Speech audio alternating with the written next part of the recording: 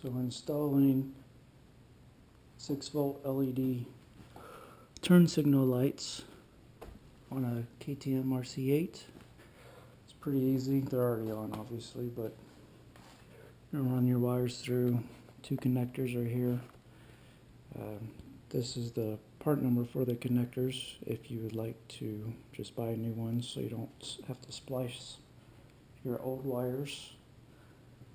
They are off a moped, but as you can see, they are plenty bright.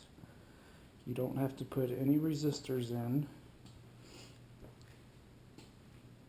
like a lot of people have been doing.